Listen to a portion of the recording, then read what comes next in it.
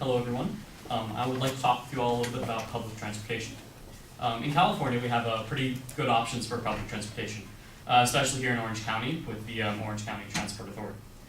But we still have a couple of major issues, specifically with the amount of volatile organic compounds that are produced, the impaction that it has on traffic, and the mortality rate for motor vehicles. So it's my intent to claim that the installation of a statewide subterranean or aerial railway system would benefit the quality of life for all Californians. So let's go ahead and take a look at that first reason. This railway system will significantly decrease the amount of volatile organic compounds, or VOCs, in the air. Los Angeles and Long Beach are two, and I believe the highest two producing cities of volatile organic compounds in the United States.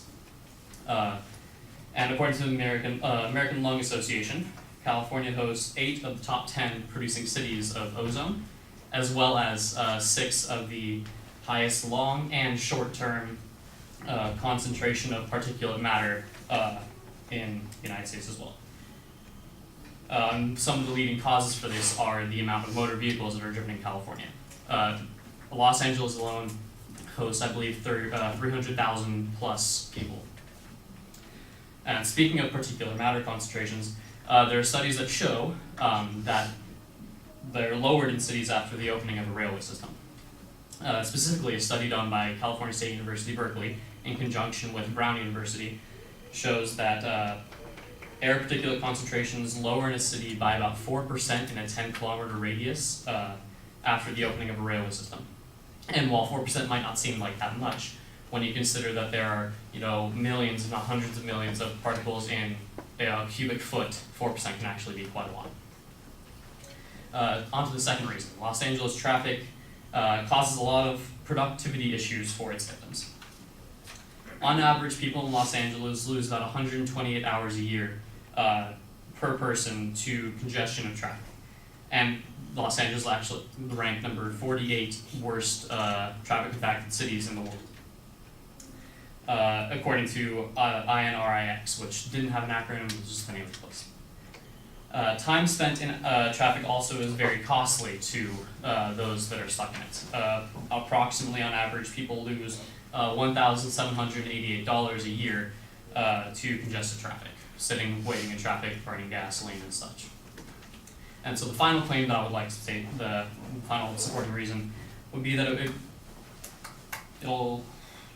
it reduces mortality rates. A railway will decrease the number of deaths related to travel in California. Railways have a lot of, if not the lowest accident rates of all transportation methods. And states with large-scale working railway systems have a significantly lower death rate per motor vehicle rate incidents. In the state of New York, which has a pretty awesome subterranean railway system, there are an average of 1,098 car-related incidents and deaths, and only about 688 rail-related deaths. As opposed to California, where we have about an estimated 3,304 motor vehicle-related deaths, reported by the National Highway Traffic Safety Administration. So in conclusion, this installation of this railway system would benefit the quality of life for Californians in a major way.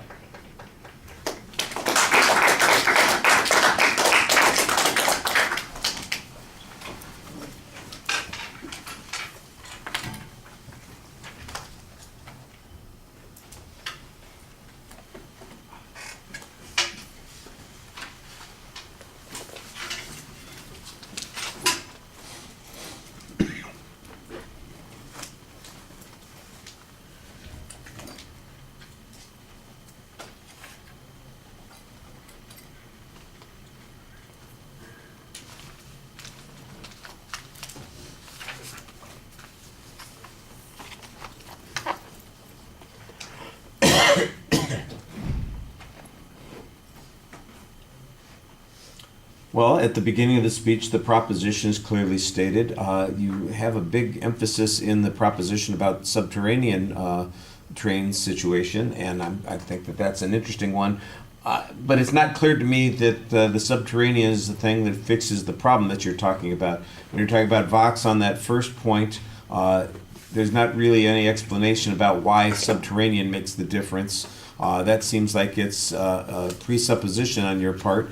And then when you're talking about the traffic problems on the second point, again, there's no reference to why subterranean or that subterranean is even necessary. It's not until we get to the third point when you make a comparison to New York City the state of New York and their system, which is subterranean to some degree, that issue comes up.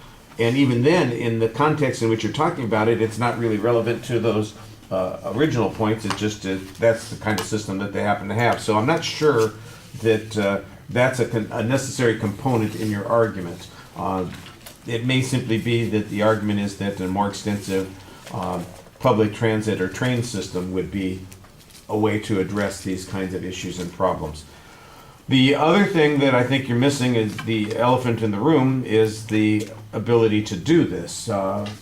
Is it cost efficient? Is it disruptive of lives? There are consequences to building a system like this that also have difficulty. So for instance, if you're talking about trade-offs on the amount of time that gets spent in traffic or waiting for something, imagine now that you're in the car waiting for the construction project to finish. You know, it's going to be a 5 to 10 year process to build a more elaborate train situation in Southern California, for example.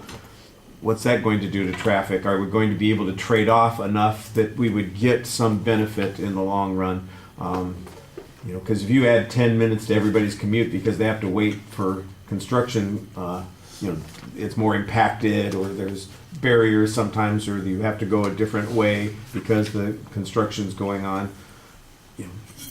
There are costs there too, and assessing those things, what are the trade-offs going to be? And I think that's kind of a rebuttal issue that probably needs to be discussed, at least to some degree, in the presentation. So I think you're missing an opportunity there. The explanation of Vox is okay, and the notion that there is particulate matter in the atmosphere, I think that's okay. The question is, are there other ways in which that could be effectively addressed? To me, that'll be the primary response that the refutation speaker is going to be talking about. We have alternative forms of energy that are coming, alternative delivery systems that are going to be happening. We have other technological innovations that may improve all of the things that you're talking about that don't require us to have a trains network. And so how important is that network, that train network, in order to achieve those advantages? I don't know. There was a little bit of confusion about the number of people in Los Angeles. You mentioned, how it's a very congested area. And at one point you used a number like 300,000, and I know the population is a hell of a lot more than that. And if you're talking about the number of people on the road at any given time, that sounds like the number of people on the road on one road, not necessarily all the roads. So I think that you've got the number from someplace, but I'm not sure that it's saying what you think it says. So you need to go back and double check that information and see what the context is. Because I think you've got something out of context. And to me, it undermines credibility to believe that there are only 300,000 people on the road in Southern California. That can't be what this information is saying. So, it raises doubts in my mind as to whether or not you've accurately presented other information. You got to be careful about those kinds of things.